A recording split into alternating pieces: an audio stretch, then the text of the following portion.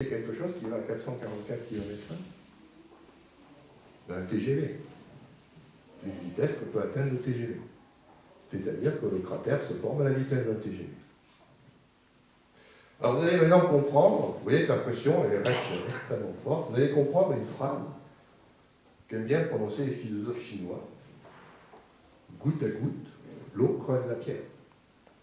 Vous comprenez pourquoi? Parce qu'avec des pressions de cet ordre-là, le fait de faire tomber une goutte d'eau toujours au même endroit pendant très longtemps va aller faire un trou énorme, même dans le matériau le plus dur. Parce que 420 atmosphères, c'est terrible. Et c'est là où j'en reviens à mon pauvre prisonnier que vous voulez torturer avec de l'eau. Vous l'allongez, vous l'attachez, évidemment. Le béaba de la torture, attaché à la personne. Et ensuite, vous lui faites tomber à cet endroit-là, goutte à goutte, pendant des heures, une goutte. Mais la personne craque en général au bout de 30 minutes. Parce que 420 atmosphères. Sur le crâne, toutes les secondes. Personne ne résiste à ça. Ça, c'est la puissance d'une goutte d'eau. Évidemment, cette puissance, elle ne vous apparaît pas quand vous regardez ça, elle vous apparaît quand vous avez les chiffres. C'est-à-dire quand vous faites l'analyse énergétique du phénomène. Donc voilà, déjà quelque chose d'intéressant, vous savez comment torturer les gens de façon efficace. Là, mais on apprend tout à Toulouse. Hein, c'est ça. Alors, si on fait une analyse plus détaillée, ça, sur ça, les scientifiques sont très bons là-dedans. Vous voyez, on modélise, on dit il y a une cavité, il y a une onde capillaire, il y a une couronne. Tout ça, on va évaluer les énergies. Donc ça, par contre, c'est le côté difficile de la physique. C'est-à-dire que ça a des équations, c'est des formules. Moi, je vais juste vous donner les résultats. On y va. Donc, notre cratère, ici, il fait à peu près 6,9 mm de profondeur, de là à là, et de rayon, pardon. C'est le rayon. Et ici, il fait à peu près 4,5 mm de profondeur. Alors, on reprend nos pôles. L'énergie mécanique, eh bien, c'est la phase supersonique, c'est-à-dire que quand la goutte tombe sur la surface, instantanément, elle s'arrête. C'est ça qui fait le bang supersonique. Donc, il n'y a pas d'énergie mécanique. La vitesse est nulle. Il y a de l'énergie gravitationnelle, vous voyez, pourquoi? Parce qu'il faut que la couronne s'élève, et vous savez tous que quand vous devez vous élever, c'est dur, on lutte contre la gravitation. Et il y a aussi l'onde capillaire qui ondule, donc ça coûte aussi de l'énergie gravitationnelle. Vous avez les chiffres ici, 17 microjoules pour créer la cavité, et 1,9 microjoules pour l'onde capillaire. L'énergie chimique, c'est tout ce qui concerne l'interface RO.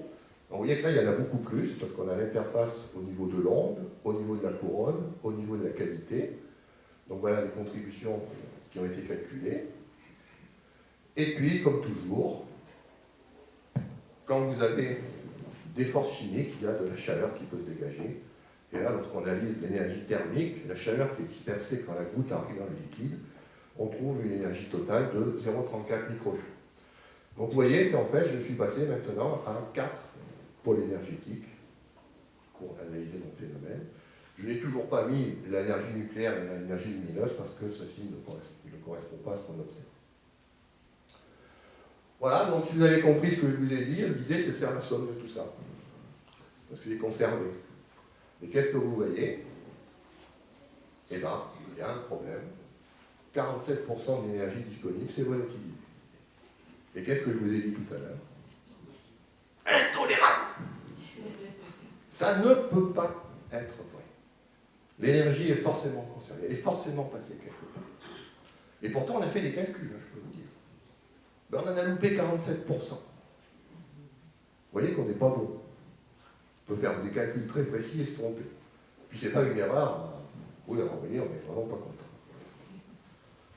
Alors, première chose, on fait des mesures. Qui dit mesure dit erreur expérimentale. Donc ça, c'est facile à quantifier. On a fait des approximations, on a fait des trucs. Tout ça, ça vaut 6 microjoules. On a pu se tromper au maximum de 6 microjoules. Ben, vous voyez qu'on n'a toujours pas les 59 qui manquent. Bon, so what? Alors on va mettre un compteur Gégère. Peut-être que j'ai fait de la radioactivité. Ah oui, fusion froide. Pourquoi pas?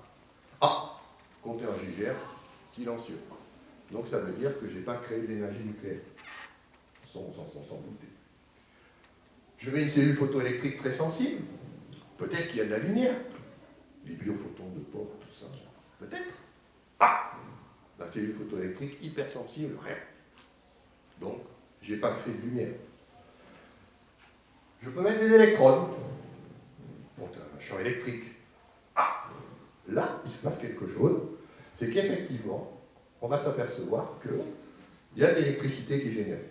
Ah, cette électricité, vous voyez, elle n'apparaissait pas dans le bilan. C'est peut-être elle qui est responsable de notre erreur. On a oublié l'électricité. Alors vous allez dire, mais qu'est-ce que c'est que cette histoire? Une goutte d'eau neutre qui tombe sur une surface neutre qui génère du courant. On a là une source d'énergie géniale.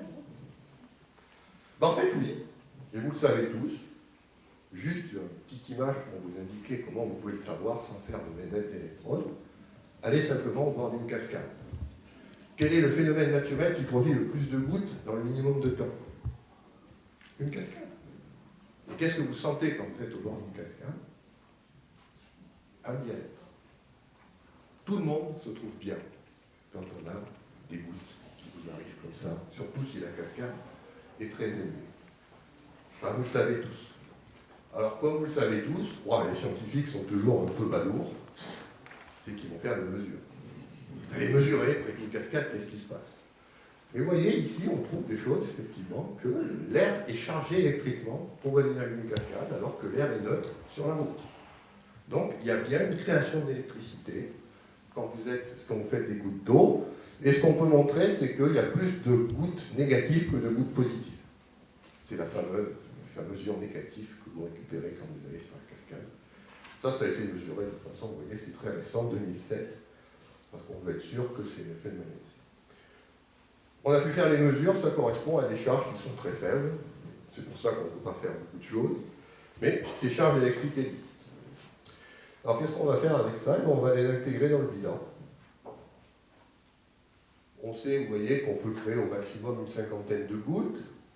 On va dire que ces gouttes, c'est à peu près 0,4 mm, ça va développer une charge totale de 335 picocoulombs, ce qui fait 1,4 nanojoule. Si je suis un petit peu, les gouttes un peu plus grosses, je multiplie par 10 le diamètre, et je vais passer à 1,4 microjoules. Je vous rappelle qu'il m'en manque 60. Mais là, je suis en train de peigner la girafe. C'est-à-dire que, bien sûr, qu'il y a de l'électricité, mais ce n'est pas ça qui va m'expliquer mon déficit de 60. Bon.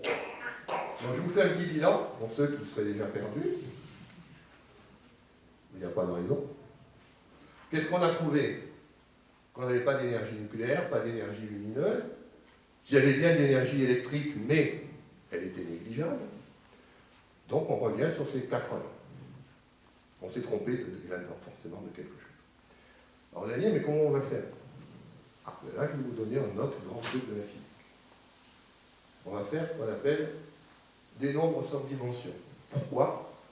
Parce que quand vous pensez en termes d'énergie, c'est toujours perturbant, parce que l'énergie que j'ai choisie dépend de la taille de la goutte. Alors ça, on peut le faire varier. Donc, plutôt que de regarder l'énergie, on va faire des rapports d'énergie. Alors, on y va. Par exemple, on va introduire ce qu'on appelle le nombre de Froude. Ça consiste tout simplement à comparer l'énergie mécanique et l'énergie gravitationnelle. On fait l'énergie mécanique de la goutte, l'énergie gravitationnelle, et vous voyez, on obtient un nombre qui n'a pas de dimension, puisque j'ai divisé une énergie par une énergie, un nombre pur, qui vaut ici 1960. Presque 2009, hein. Mais bon, 1960. Qu'est-ce qu'on peut en dire de ce chiffre? Est-ce qu'il vous semble gros ou petit? Plutôt gros. Oui, comme ça. Ça veut dire quoi si vous avez un gros chiffre? Ça veut dire que vous avez divisé par quelque chose qui est petit. Donc quand vous avez un gros chiffre comme ça, vous savez que le phénomène existe, mais ce n'est pas lui qui est terrible. Il n'est pas très prépondérant. Alors on peut faire autre chose, on peut comparer l'énergie mécanique et l'énergie thermique, par exemple. Ça va nous donner un nouveau nombre, qui est le nombre de Reynolds. Alors lui, il est encore plus grand. 6500. Donc qu'est-ce que vous en déduisez? On ne va pas chercher dans ce côté-là, c'est encore plus petit que l'énergie gravitationnelle. Par contre, c'est un nombre qui est intéressant, parce qu'il vous permet de savoir si vous êtes ce qu'on appelle un régime turbulent ou un régime laminaire. Quand vous êtes en dessous de 3000, vous avez ce qu'on appelle un régime laminaire, c'est le régime que vous connaissez bien, c'est l'eau calme qui s'écoule lentement. Dès que vous êtes au-dessus de 3000, vous avez création de vortex.